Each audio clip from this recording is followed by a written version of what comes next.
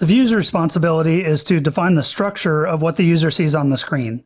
That structure can be composed of static and dynamic parts.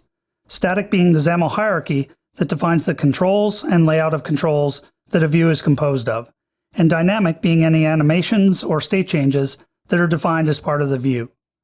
Now there's an overarching goal when doing MVVM to have no code behind in the view.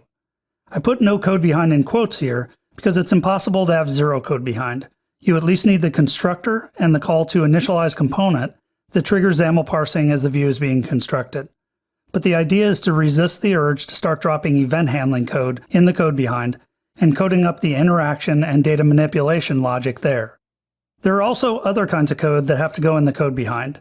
Any code that's required to have a reference to a UI element is inherently view code. Things like animations expressed in code instead of XAML are one example, and many controls have parts of their API that is not conducive to data binding, forcing you to program against them in the code behind.